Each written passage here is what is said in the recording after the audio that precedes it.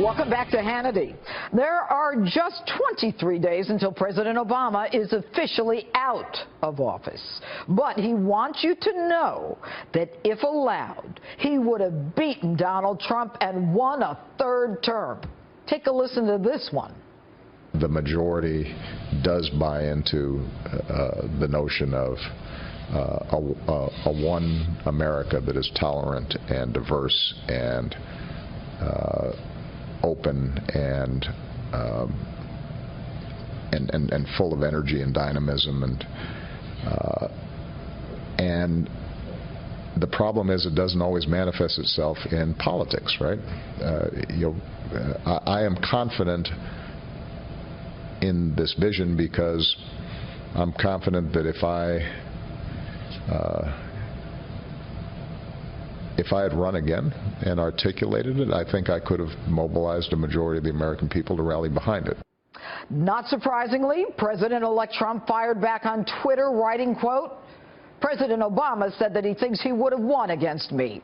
He should say that, but I say no way. Jobs leaving, ISIS, Obamacare, etc."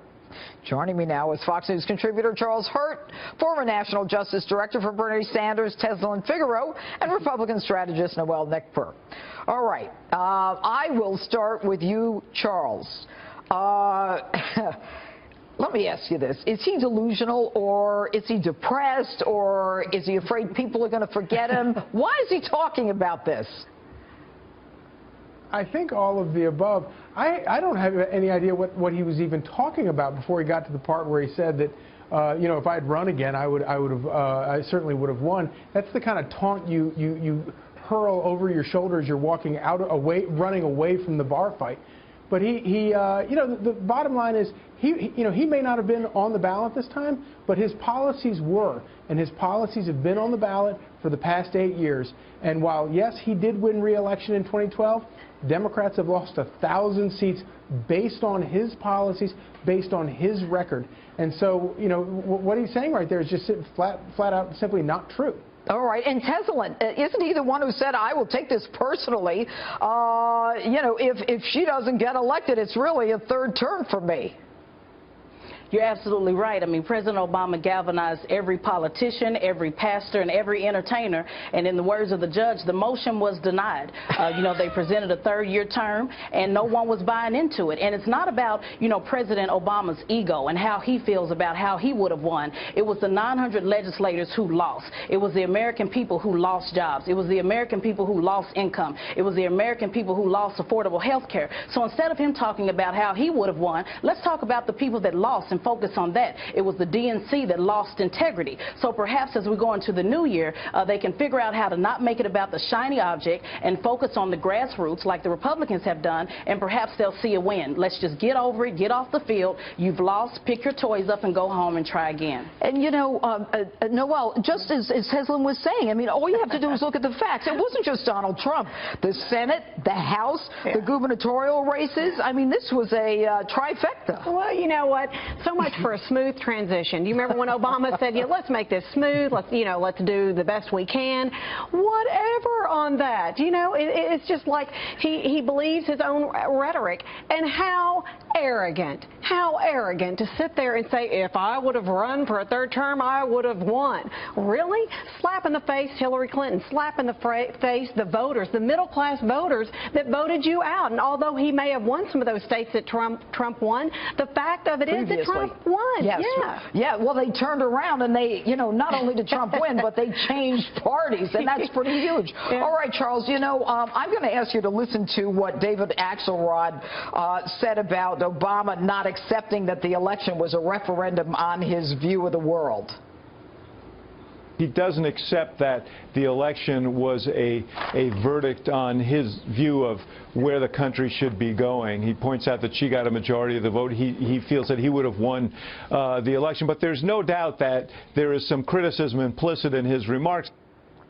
And to me, the criticism is of Hillary Clinton, correct? Oh, absolutely. I mean, and I must say that this is the one part of all of this that I've enjoyed immensely, is just how much he throws her under the bus at every turn. And he was doing that the day after, just saying, you know, talking about how much harder he worked when he ran for re-election and ran for the first time, and talking about when he beat her, how hard he worked in Iowa in order to beat her.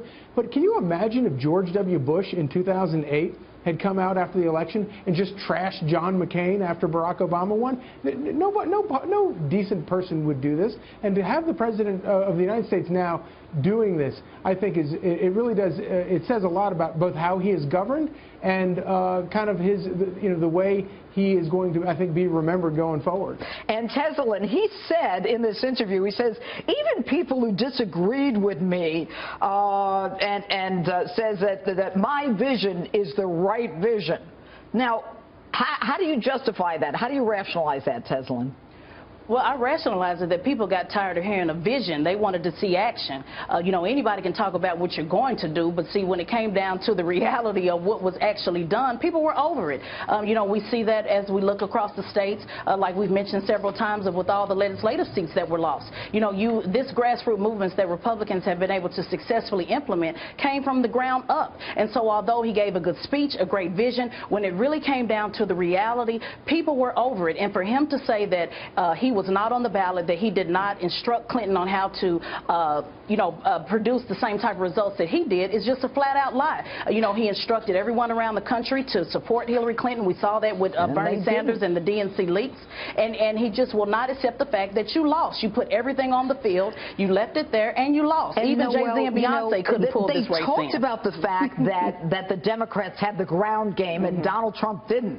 The fact that he won and his whole party won, what does it tell you? Well, it tells you that they did not have the ground game, number one. And number two, they really didn't have the ball and they didn't play the right way.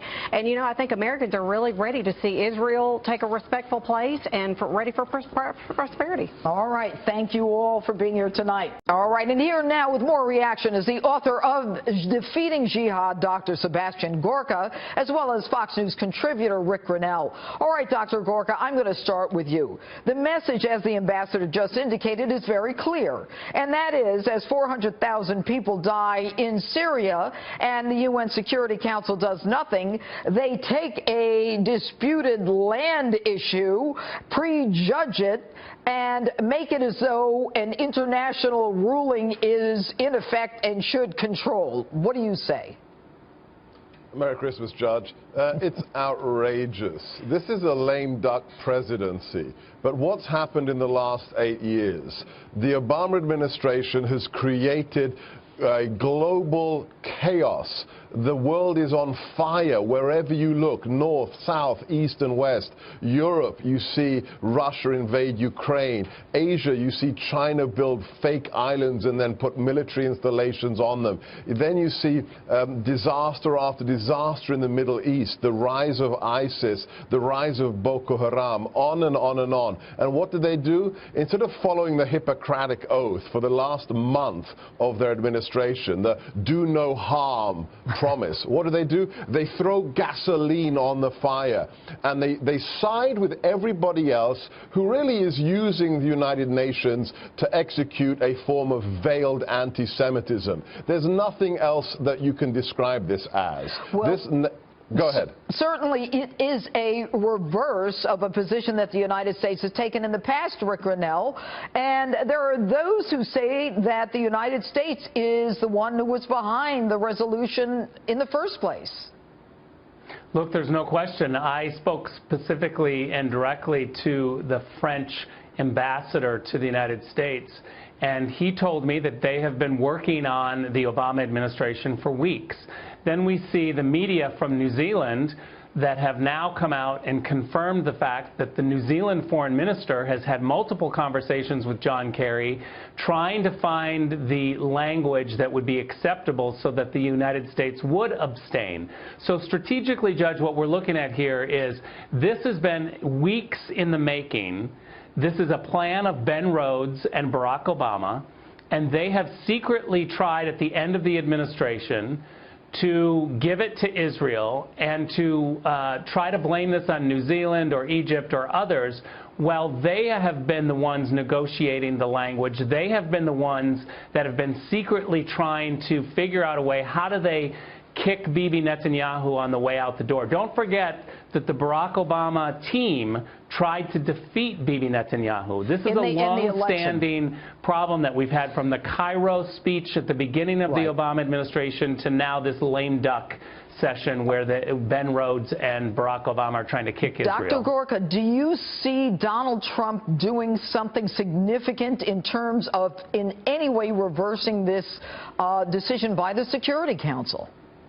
I think the ambassador was right. Formally in international law, this kind of resolution can't be unilaterally undone. But America is the most powerful nation in the world. It is the only nation that can really do something about this by itself in terms of putting pressure on every nation responsible for this resolution. And on top of that, I think after January 20th, Judge, I think the White House will have a very different attitude to the utility of the United Nations and also the importance of Israel, which is one of, if not our most important ally in the Middle East.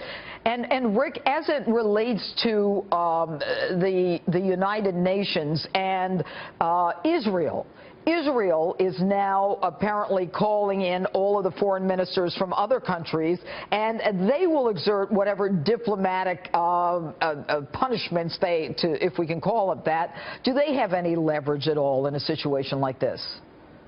They do have leverage, and they have a lot of leverage in Donald Trump. Let's make it clear.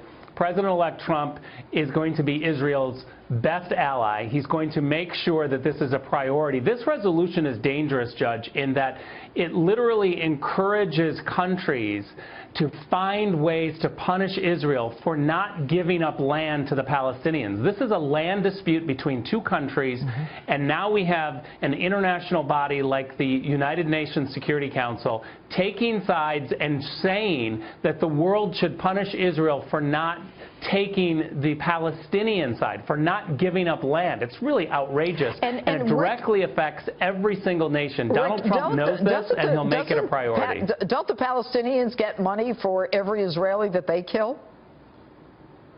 Oh, sure. Look, there's a long history of rewarding radical Islamic terrorism around the region. And what we have to make clear, and I think Donald Trump will make clear, is that this is unacceptable.